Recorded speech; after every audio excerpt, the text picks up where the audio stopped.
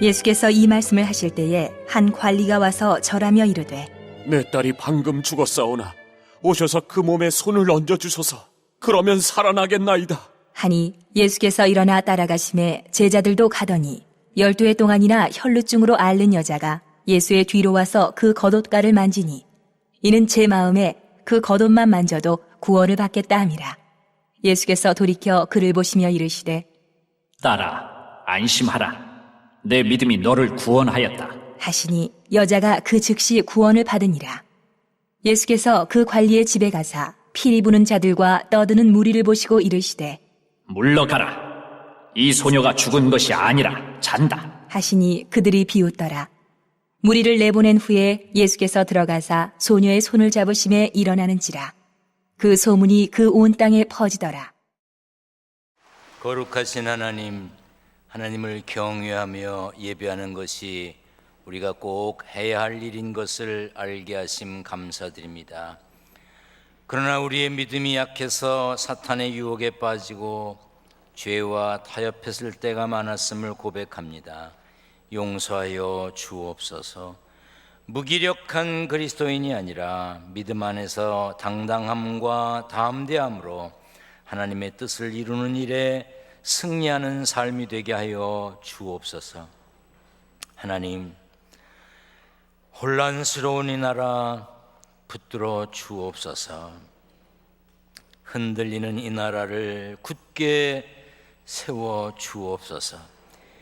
니느웨를 불쌍히 여기셔서 요나를 보내신 하나님, 하나님의 사람을 세워 주옵소서. 우리와 함께 예배의 자리에 있지 못한 이들을 위해 기도합니다. 객지, 외국, 군대, 병상에 있는 성도들, 인터넷과 휴대전화로 세계 각처에서 우리 예배에 동참하는 성도들 모두 우리와 동일한 은혜와 사랑을 체험하게 하여 주옵소서. 말씀 전하는 종의 입술을 주장하여 주시고 성령의 기름을 부어 주옵소서. 예수님의 이름으로 기도하옵나이다. 아멘. 할렐루야. 주 안에서 평안하시기를 축원합니다. 4년 전 2012년 영국 런던에서 열렸던 올림픽 남자 역도 94kg급에 우리나라의 김민재라고 하는 선수가 출전을 했습니다. 훈련도 많이 하고 고생 많이 하고 가서 무거운 걸 들어 올렸어요. 한국 신기록을 세우면서 들어 올렸습니다. 굉장히 연습 많이 하고 가서 무거운 걸 들었는데 8등 했어요. 안타깝게 돌아왔습니다. 그런데 얼마 전에 김민재 선수가 출전했던 종목에서 금메달 땄던 사람, 은메달 땄던 사람 포함해서 7명이 도핑 테스트에서 적발됐어요. 도핑 테스트는 금지 약물을 복용했는가 그걸 보는 건데 그게 그렇게 오랫동안 있다가 이제 밝혀졌다네. 그 금지 약물을 먹으면 막 힘이 불끈불끈 나가지고 막 못 들던 것도 들고 그러대요. 그걸 먹은 사람들이 금메달, 은메달 이런 걸 딴 거예요. 그래서 5등을 했던 이란 선수가 금메달, 8등을 했던 김민재 선수가 은메달 수상자로 결정이 났습니다. 이거 굉장히 좋은 건데 참 잘된 일이지요.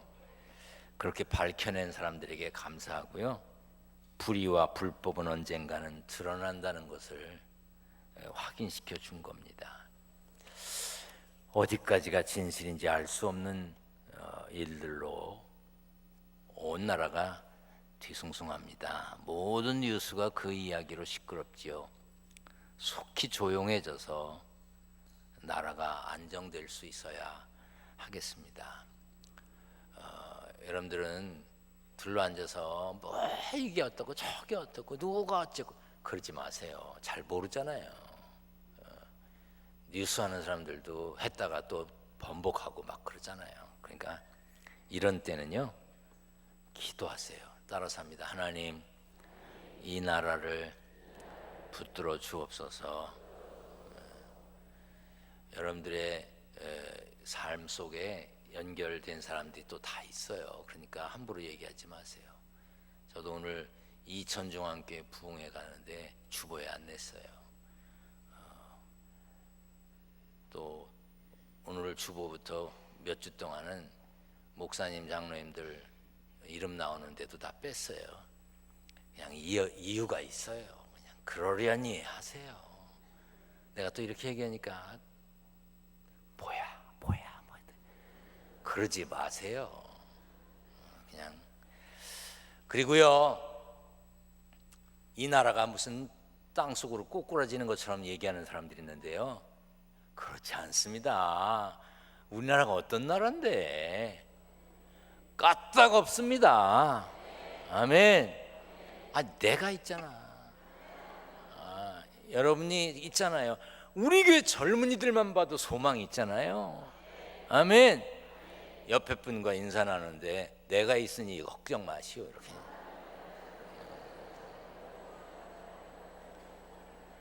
뭐 세상 다 망한 것처럼 얘기하는 사람이 있으면요, 그냥 알밤을 한 대씩 쓸데없는 소리 하고 있네. 우리나라가 그렇게 뭐 함부로 말하면 안 돼. 정신 나간 몇 사람 빼고는 괜찮아. 말짱한 나라예요. 아멘. 우리나라가 어떤 나라인데 지금 막 우리가 소란스럽고 정신없고 그러면요, 엉뚱한 나라들이 좋아해요. 정신 바짝 차리고 빨리 해결될 줄로 믿습니다. 따라서 합니다. 하나님, 이 나라를 붙들어 주옵소서. 기도하는 여러분 되시길 바랍니다. 성경을 높이 들고 고백합니다. 높이 듭니다. 저는 예수 믿어 구원받았습니다. 저는 예수 믿어 하나님 자녀 되었습니다. 저는 예수 믿어 천국 백성 되었습니다. 하나님께서 선물로 주신 오늘 하나님 말씀으로 가르침을 받습니다. 눈을 열어 주의 법 안에 있는 놀라운 진리를 보고 깨닫게 하소서. 아멘으로 순종하여 하나님께 영광 돌리는 삶 되게 하소서. 아멘. 그런 삶이 되시기를 축원합니다. 하도 그냥 이상한 소리만 들었으니까 좀 그래도 좀 솔깃한 얘기를 좀 듣는 게 좋을 것 같아서 이야기합니다. 여우하고 토끼하고 둘이 만나서 대화를 했습니다. 누구하고? 잘 듣나 보는 거예요. 주제는 정치가 아닙니다. 순실씨도 아니고 대통령도 아니고 주제는 사냥개였습니다. 여우가 말합니다. 나는 사냥개가 와도 겁나는 게 없다. 나는 피할 방법이 있다. 첫째, 만약 사냥개가 달려오면 난 나무 위로 올라갔다가 개가 간 다음에 내려오면 된다. 둘째, 주변에 나무가 없다면 냇가로 달려가 몸을 숨겼다가 개가 간 다음에 나오면 된다. 셋째, 나무도 없고 냇가도 없다면 사냥개가 올 때까지 기다렸다가 사냥개 꽁지를 중심으로 뱅뱅 돌면 사냥개가 정신을 잃어가지고 빙빙 돌다가 어지러워서 자기가 이리저리 돌다가 가게 될 것이다. 그것도 안 되면 그때 날쌔게 도망가면 된다. 그 얘기를 듣고 있던 토끼가 기가 막혔습니다. 왜? 토끼는 방법이 없었어요. 그야말로 토끼는 방법밖에 없었어요. 마침 그때 사냥개가 멍멍거리면서 달려오고 있었습니다. 토끼는 한 가지 방법밖에 없으니까 달려서 도망을 갔습니다. 똑똑한 여우는 나무 위로 올라갈까 말까, 냇가로 갈까 말까, 사냥개가 올 때까지 기다렸다가 꽁지를 중심으로 돌까 말까, 이제라도 뛸까 말까 망설이다가 사냥개한테 붙잡혔답니다. 큰 일이 있을 때 결정적인 해결책은 사실 하나예요. 잡다한 방법들, 이럴까 저럴까 하는 것은 해결에 도움이 안 되죠. 어쩌면 나라의 문제도 그러리라고 생각이 됩니다. 신앙생활도 마찬가지입니다. 구원의 방법, 영원한 생명에 이르는 길은 딱 하나입니다. 예수 믿는 겁니다. 다른 길은 없는지, 있다면 무엇이 더 효과적인지 이것저것 따지고 생각하다가는 어느덧 주어진 기회가 사라지게 됩니다. 누가복음 21장 34절의 말씀처럼 뜻밖의 그날이 덫과 같이 이르게 됩니다. 구원에 이르는 방법은 믿음입니다. 그러나 한평생 그 믿음을 지키며 살기는 사실 쉽지 않습니다. 흔드는 마귀가, 발거는 사탄이 끊임없이 우리를 괴롭히기 때문입니다. 오늘 본문 말씀에는 두 사람이 나옵니다. 한 사람은 18절 말씀에 관리라고 소개되어 있는데, 마가복음과 누가복음에 보면 회당장 야이로라고 소개되어 있습니다. 유대인들이 모이는 장소인 회당을 관리하는 사람 야이로. 그의 딸이 숨을 거두었는데 예수님이라면 살릴 수 있다는 믿음을 가지고 예수님께 찾아왔습니다. 또 한 사람은 여인인데 12년 동안 혈루증을 앓고 있었습니다. 부인병으로서 때도 아닌데 피를 흘리는 병이죠. 여인은 이렇게 생각했습니다. 예수님의 옷을 만지기만 해도 내가 나을 거야. 그 겉옷만 만져도. 영어 성경에 보면 touch라고 그랬어. 손만 대어도. Just put a finger, 손가락을 그 옷에 대기만 해도. 그런 뜻입니다. 붙잡는다, 그런 뜻이 아니에요. 예수님의 옷자락에 닿지만, 손만 대도 나을 것이다. 두 사람이 예수님을 찾은 이유는 세상에서 얻을 수 없는 답을 예수님으로부터 얻을 수 있다고 믿었기 때문입니다. 그런 면에서 본다면 이전에 예수님을 찾아왔던 사람들도 다 마찬가지죠. 한센병 환자라든지 중풍병에 걸린 하인을 고치러 왔던 백부장이라든지 가다라 지방에 살던 귀신 들린 두 사람이라든지 침상에 누인 채 예수님을 찾아온 중풍병자든지 다 예수님이 답이라는 생각으로 왔던 거예요. 하지만 오늘 본문에 나오는 두 사람은 그 사람들과 달랐습니다. 관리가 예수님을 찾은 것은 병 고치기 위한 게 아니에요. 귀신 들린 상태에서 벗어나려는 것도 아닙니다. 관리의 딸이 죽었어요. 죽은 딸 문제를 해결하기 위해서 온 거예요. 예수님이 죽은 사람을 살린 적이 있다는 소식을 들은 것도 아닙니다. 전례가 없었지만 예수님이라면 하실 수 있다는 믿음이 있어서 온 거예요. 혈루증을 앓던 여인도 특별합니다. 많은 사람들이 예수님을 만났습니다.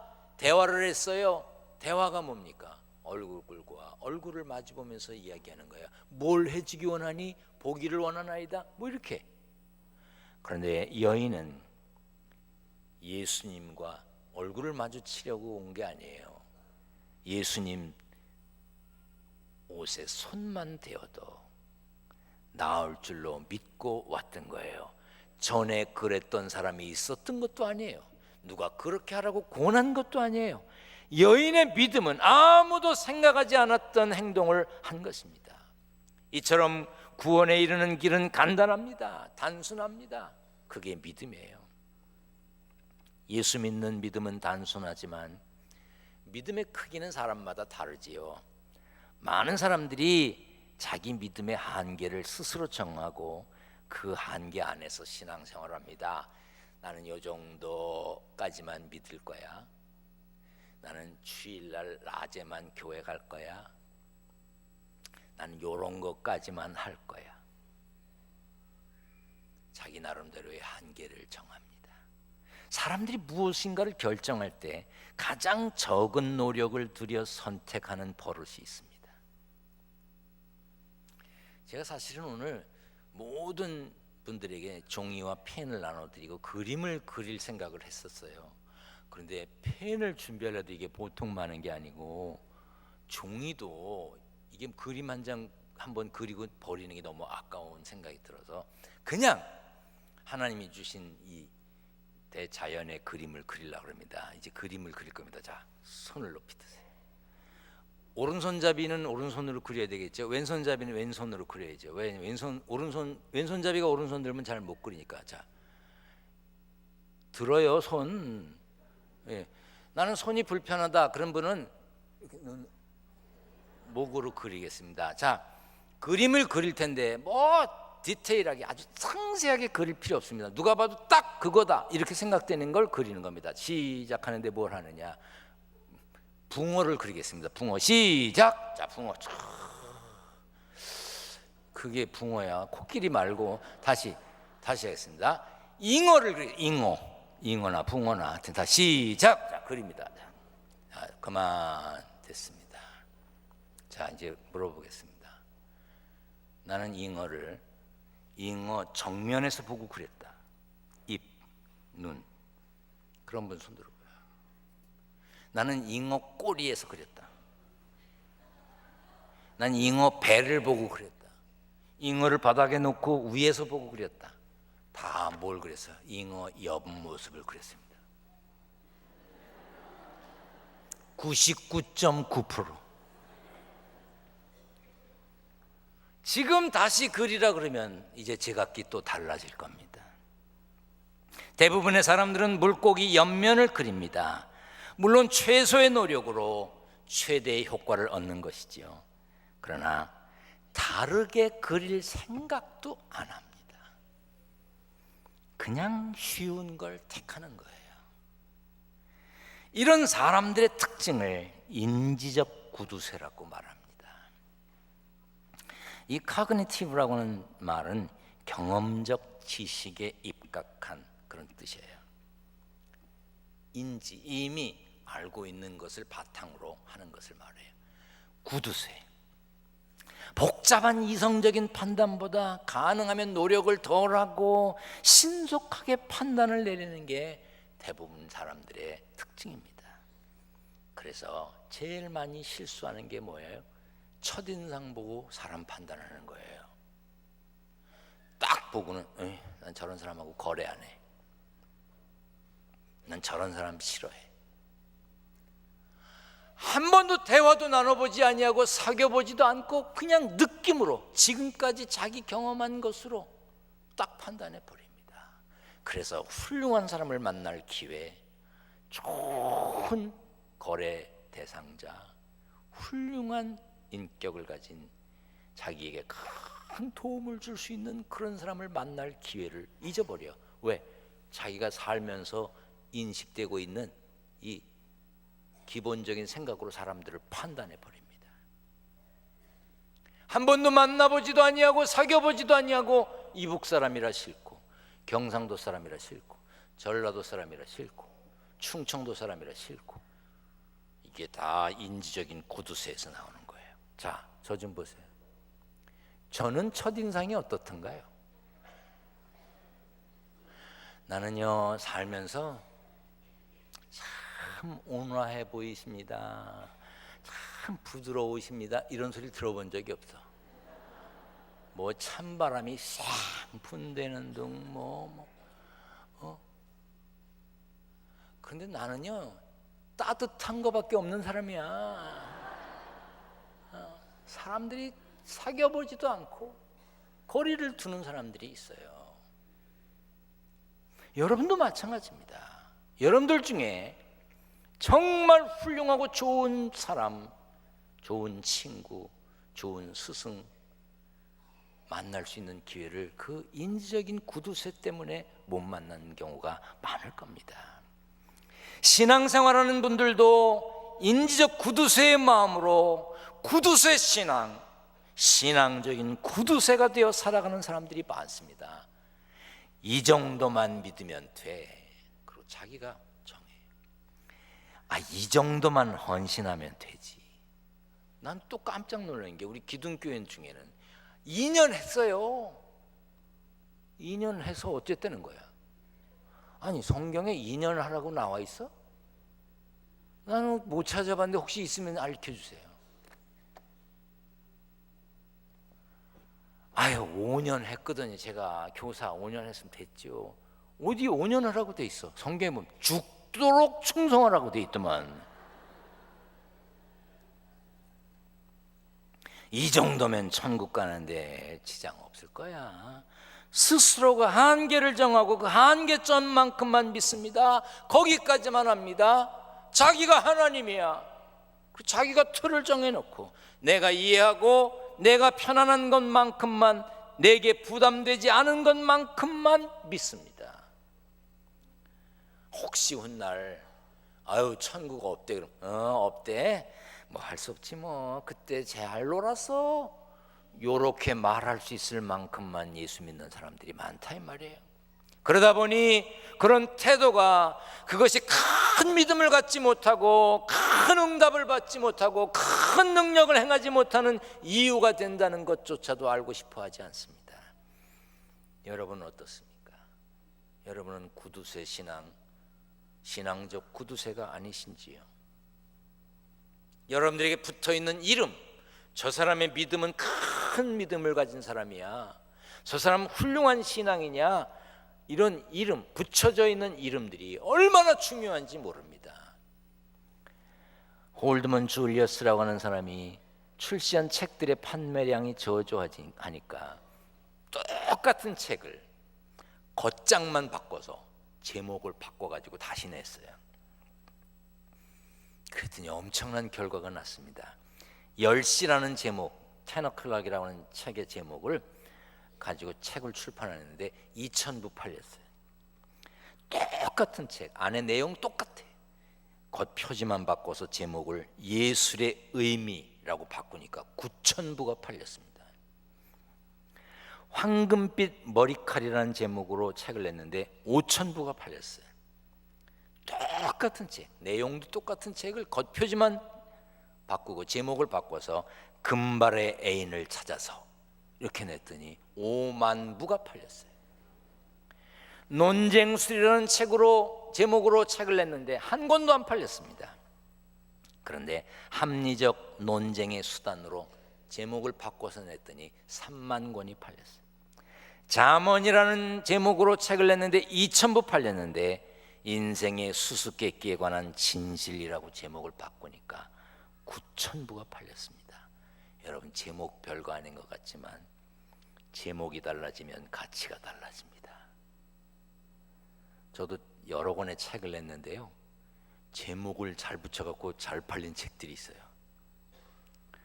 준비된 2인자, 그런 거 2자를 크게 썼어요. 사람들이 이상해서 많이 샀나 봐.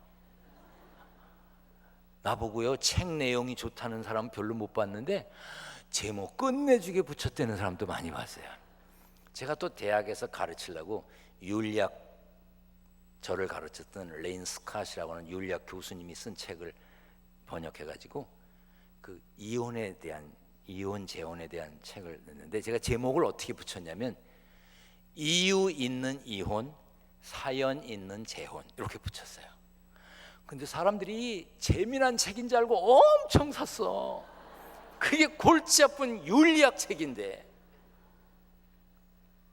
제목이 이렇게 중요해요. 사람도 마찬가지입니다. 우리는 하나님의 피조물 중에 하나라고 생각하면 별거 아닙니다. 그러나 예수 믿는 우리는 신분이 달라졌습니다. 하나님의 자녀가 되었습니다. 신분이 바뀌었을 뿐 아니라 생명의 한계를 뛰어넘어 영생의 사람이 되었습니다. 믿음은 우리의 가치를 다르게 만드는 힘이 있습니다. 우리는 우리의 믿음으로 우리의 이름이 달라졌어요. 그리스도인, 예수쟁이가 되었습니다. 겉표지가 달라졌습니다. 하나님의 백성이 되었습니다.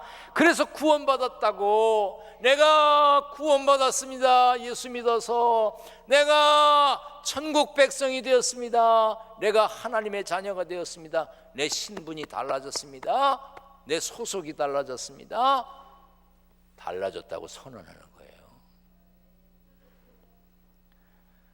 사람들은요, 모든 것에 한계가 있는데 그 한계를 모르고 살아갑니다. 한계가 없는 줄 알아요. 애들 들으면 좋아하는 얘기 또 하나 할까요? 하루살이 하고요, 매미하고요 개구리가 만났대요. 셋이 만났는데 하루살이가 얼마나 말이 많은지 자기 산 삶을 경험한 거를 얘기하는 거예요. 개구리하고 매미가 아주 듣기 싫어 죽겠는데도 그냥 친구니까 들어줍니다. 별난 걸 다 얘기하다가 오후가 되더니 야 내일 보자 그러고 가는 거예요. 그 소리를 들은 매미가 기가 막힌 거야. 아니 하루살이 주제에 내일 보자고? 너무 답답하니까 매미가 개구리한테 내가 땅속에서 7년 동안 살면서 이런 일을 했고 저런 일을 했고 땅속에서 살던 얘기부터 시작해서 지금 나와서 여기저기 날아다니며 구경한 걸 막 얘기하다가 개구리한테 내년에 보자 그러고 가는 거야. 그 얘기를 듣고 있던 개구리가 기가 막힌 거야. 매미 지주제에 내년이 어디 있어. 짐승들에 대한 비유지만 사람도 모릅니다. 모든 살아있는 생명에는 한계가 있는 걸 몰라요. 그걸 모르고 살아갑니다. 수명에는 한계가 있습니다. 아무리 잘 먹고 관리해도 천년 만년 살지 못합니다. 머리가 왜 하얘지는지 아십니까? 그날이 온다 하고 하나님이 색깔 바꿔주시는 거래. 근데 우리들은 아닙니다. 그리고 염색한대잖아. 눈도 안 보이게 하시고 귀도 안 들리게 하시고 얘야 너무 오래 씹으면 안 된다. 이도 빼가시고. 지식에도 한계가 있습니다. 아무리 똑똑하고 잘나고 배웠다 할지라도 지식에 한계가 있습니다. 제 친구 중엔 대학 교수가 많아요. 송구영신 예배를 드리고 집에 가서 새벽 2시쯤 문자를 보냈습니다. 친구 교수들한테 새해에도 복 많이 받고 건강하고 평안하길 바란다고. 조금 이따 한 교수가 전화가 왔어요. 전화했어요? 그런 거야. 내가 하도 어이가 없어. 무슨 전화를 해? 문자 보냈어. 그랬더니 난 문자 못해. 이 시대에 대학 교수가 박사가 폴더폰 쓰면서 문자를 못 한대. 난 어이가 없어서 내가 그 교수 이름을 지금 여기서 부르고 싶으나 능력에도 한계가 있습니다. 아무리 뛰어나도 모든 것을 할 수가 없습니다. 잘난 척하면 안 됩니다. 더불어 살아야 되는 거예요. 나도 남을 도와야 되지만 나도 남에게 도움을 받아야 합니다. 그러나 신앙은 이 한계를 극복하는 겁니다. 수명의 한계가 있지만 예수 믿음으로 영원히 살 것을 믿는 사람들입니다. 우리의 지혜는 부족하지만 하나님의 지혜를 구하는 것이고, 우리의 능력은 부족하고 우리의 판단으로 볼 때 불가능한 것도 하나님의 능력을 구하는 겁니다. 12의 혈루증을 앓던 여인은 예수님의 옷자락에 손을 대므로 예수님의 능력을 끌어냈어요. 그게 믿음입니다. 그런데 우리는 어떻습니까? 믿음의 한계를 정하고 인지적 구두쇠일 뿐 아니라 신앙적 구두쇠가 돼서 내가 정한 틀 안에 딱 맞춰서 거기 있는 것만 믿고 거기 있는 것만 아멘을 하죠. 그래서 하나님의 능력을 끌어내지 못하지요. 그리고 그걸 또 합리화시키지요. 우리 교회는 저녁 예배가 있지요. 어린이 저녁 예배도 있습니다. 어린이 저녁 예배 담당하는 교역자가 이런 말을 하더라고요. 아브라함이 아들 이삭을 하나님이 바치라 그래서 잡아서 제물로 드리려고 그러는데 아브라함아 아브라함아 해서 잡지 않고 이렇게 했는데, 그래서 아브라함이 믿음의 조상이 되었단다 뭐 설명을 해주고 분방 공부를 하는데 선생님이 다시 확인하는 거야. 여러분, 하나님이 하라고 하시면 부모님, 형제, 형이나 누나, 언니나 동생 잡아서 제물로 드릴 수 있나요? 근데 우리 주일 저녁 예배에 나오는 애들이 뭐 그렇게 많지 않거든요. 주로 목사님네 애들, 장로님네 손자들 뭐 이렇게 그런 애들이 많거든요. 근데 애들이 다 못한다고. 그거는 아브라함이니까 한 거지 우리는 못한다고. 어떻게 엄마를 드리냐고 못한다고. 근데 그 중에 한 아이는 저는 할 수 있는데요 그러더래요. 아버지도 드릴 수 있어? 네. 엄마도 드릴 수 있단 말이에요? 예. 진짜? 예. 왜 못합니까? 하나님이 하라 그러는데요. 그러더래. 글쎄 너희 집에 앤지 알려고 하지 마. 그 부모가 들으면 얼마나 기가 막히겠습니까? 여러분도 어떤 생각을 하십니까? 에이 그거는 성경에 있는 얘기고 아브라함이니까 한 거지 난 못해. 그리고 내가 이렇게 만약에 못한다 그래도 하나님이 이해하실 거야. 이게 우리들의 신앙적 구두쇠로 틀을 놓고 되고 안 되고를 정하고 있는 거예요. 재는 게 맞지요. 아유 일주일 내내 벌어도 어려운데 어떻게 주일 지키면서 살아. 아유 난 못해. 하나님도 내 형편 이해하실 거야. 난 10개를 다 갖고 살아도 지금 이렇게 아둥바둥 사는데 어떻게 11조를 해. 10 중에 하나를 드리고 9 가지고 어떻게 살아. 아유 난 못 살아. 하나님도 내 형편을 아실 거야. 아 우리 애가 고3인데 고3 때 교회 나가서 어떻게 대학을 가겠어. 아유 하나님도 고3은 이해하실 거야. 제가 늘 말씀드리지만 고3 돼서 주일날 교회 와서 예배 드렸다고 대학 못 갈 정도면요 안 가는 게 다. 사람들은 자기의 머리의 계산으로 이것저것 잽니다. 그런데 야이로 회당장은 12의 혈루증을 앓던 여인은 그냥 믿었어. 누가 그런 경험을 했든 말든 그냥 믿고 주님 앞에 찾아왔습니다. 구원을 얻는 방법, 하나님의 놀라운 기적을 체험하는 법 간단합니다. 단순합니다. 믿어야 합니다. 문제는 우리가 믿음의 한계를 정하는 거예요. 이 정도면 됐다고 자신에게 위안거리를 주면서 능치 못하실 것이 없으신 하나님을 제안해 버립니다. 요한일서 5장 4절에 믿음이 세상을 이긴다고 했습니다. 찬송가 357장에 믿음이 이기네 믿음이 이기네 찬송을 합니다. 그런데 정작 중요할 땐 구두쇠 믿음으로 바뀌어버립니다. 사랑하는 여러분, 힘든 일이 많은 세상, 어려운 일이 많을 때라도 믿음의 능력을 경험하며 살려면 내가 정한 한계를 극복해야 합니다. 무너뜨릴 수 있어야 돼. 인지적 구두쇠에서 벗어나야 하듯이 믿음의 구두쇠에서 벗어나는 하늘 사람으로 승리하시기를 축원합니다. 축원합니다. 전능하신 하나님,